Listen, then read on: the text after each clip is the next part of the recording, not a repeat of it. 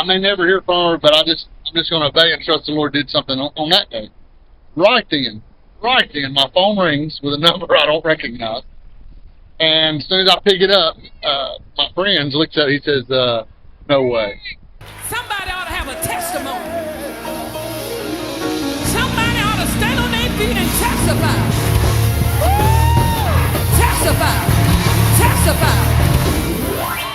Are you ready to testify? Probably 20 years ago now, my wife encouraged me to start going on some trips on myself. Because I'm kind of a by myself, get along, hear from the Lord, then come back and I'm a better daddy. And so she sent me away. This was my first one. And it's like the Lord just showed up at every turn of the way. I bought a motorcycle in Texas. Flew down to go pick up the motorcycle. And on the way back, it was like everywhere I stopped, the Lord just, it was like fish jumping into the basket. First trip, it was like everywhere I stopped, the guy who picked me up at the airport, got to pray with him, he's weeping, he gave his life back to the Lord. Raised Christian, but it since kind of left the way. Well, I'm riding on my way back and I stopped in Mississippi.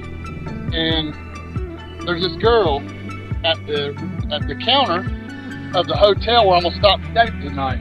Hearing from the Lord through prophetic words and stuff was pretty new to me. But I'm back in the room reading the scriptures, and God tells me to go back and write her a note. Her name was Rachel. So I asked God, what do you want me to tell her? And he revealed to me that she'd had a really rough life. And she's lived way below what she knows is right. And there are rougher times coming, but she'll return to him. He's calling to her to return when he calls, and everything's going to be okay.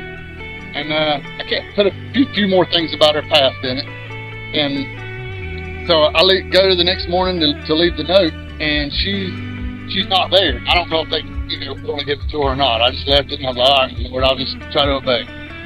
So fast forward, got a buddy at the golf course where I worked, who I'd always share with him whatever the Lord was doing, and partially to try to stir up zeal for him to see God's real and it's not just some religion. And so we're sitting there talking. He's like, "That's just really wild," because I was telling about people who are actually getting saved. And he says, we're sitting there talking. I said, "Well, Rachel in Mississippi, I may never hear from her, but I'm just going to obey and trust the Lord did something on that day." Right then, my phone rings with a number I don't recognize. And as soon as I pick it up, my friend looks at it, he says, no way. And I said, looked at the number, I said, the out-of-state number, I have no idea what this is. And I pick up the phone, and she says, excuse me, is this Gregg? I said, yeah. She says, you may not know who I am. I said, is this Rachel in Mississippi? She said, yeah, how did you know that? I said, I was actually just talking to a friend about you right now on number 13 green. We were just talking about you.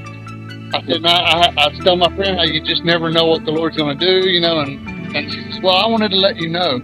That letter, I don't know how you knew what to write. So I did. The Lord just told me he loves you so much that he sent somebody from North Carolina just to send you a letter, apparently. And she says, well, I want to let you know, I got saved a couple weeks ago. And she said, now I've joined a youth group, and everything you told me was going to happen in that letter happened. She said, I did have a real rough time. I thought about committing suicide, and I would pull out that letter. And I read it numerous times over the last year, and it would help me pull through. She said, I want to let you know I did make a decision to follow Christ. And I'm a Christian now. And I was just, me and him both were just like, I put it on speaker so he could hear too, because it was as much for him as for anybody. Praise God. But that whole trip was filled with stuff like that. And every trip after that, when I'd go up by myself and just make it available to the Lord, I have no plan. I'm not going to evangelize necessarily, but I'll talk to everybody you put me in touch with. And if you tell me to do something, I'll do it.